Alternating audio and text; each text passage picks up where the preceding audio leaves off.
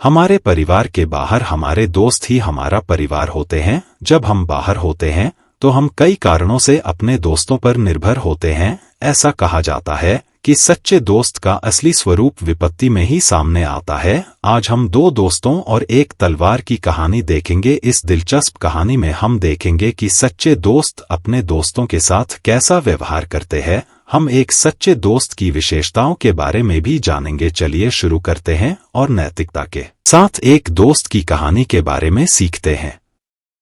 दो दोस्तों और तलवार की कहानी।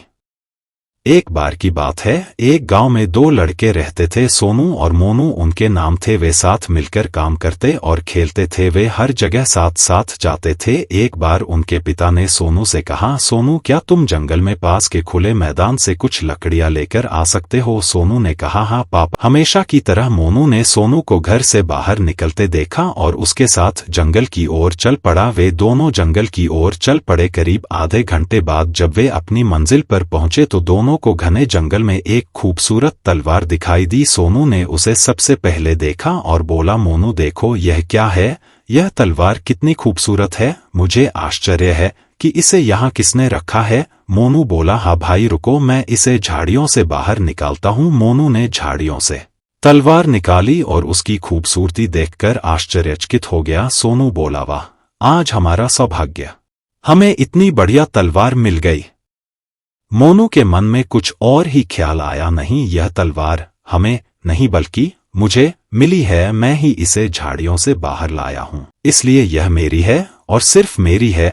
मैं इसे किसी और को नहीं दे रहा हूँ। सोनू ने कुछ नहीं कहा। वे रास्ते पर आगे बढ़ते रहे, लेकिन कुछ दूर आगे बढ़ने पर करीब 8 से 10 लोग सोनू और मोनू की तरफ दौड़ते हुए आए। जब वे लोग उनके पास पहुंचे तो उनमें से एक ने कहा, देखो उस लड़के के हाथ में तलवार है, इससे पता चलता है कि वह हत्यारा है। चलो दोस्तों, इसे पकड़ो और थाने ले चलो। लोगों ने मोनू को हत्या के आरोप में पकड़ा। अब मोनू डर गया। उसने सोनू से कहा, यार हम पकड़े गए हैं, यह बहुत मुश्किल स्थिति है। सोनू ने कहा, हम नहीं बल्कि तुम मुसीबत में हो, तलवार तुम्हारी है। लोग मोनू को थाने ले जाने लगे। सोनू को अपने दोस्त पर दया आ गई। उसने बीच बचाव किया और मोनू को पकड़ने वाले लोगों को सारी सच्चाई बताई। लोगों ने सोनू की मासूमियत पर यकीन कर लिया और मोनू को जाने दिया। बाद में मोनू ने सोनू से माफी मांगी, मुझे माफ कर दो प्यारे दोस्त, जब हमें तलवार मिली तो मैं स्वार्थी हो गया, फिर भी तुमने मेरे साथ अच्छा व्यवहार किया और मुझे लोगों से मुक्त होने में मदद की। मैं तुम्हारा वफादार दोस्त नहीं रहा, मैं भी अब से तुम्हारा सच्चा दोस्त बनने की कोशिश करूंगा। मोनू की ये बातें सुनकर सोनू खुश हुआ और उसकी पीठ थपथपाई। वे दोनों अपने घर चले गए और आगे चलकर पूरे कस्बे में दोस्ती की सबसे अच्छी मिसाल बन गए। सच्ची दोस्ती एक ऐसे परिवार के सदस्य की तरह होती है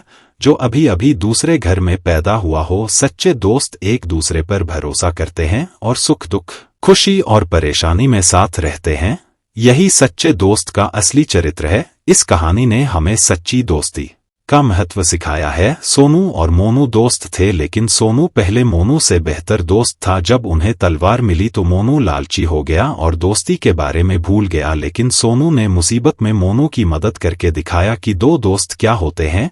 इस तथ्य के बावजूद कि मोनू ने सोनू के प्रति वैसी भावना नहीं दिखाई, हमें उम्मीद है कि आपने कहानी की नैतिकता और सच्ची दोस्ती के महत्व को सीखा होगा। यदि आपके पास कोई और प्रश्न है तो कमेंट करें और वीडियो को लाइक, चैनल को सब्सक्राइब जरूर करें।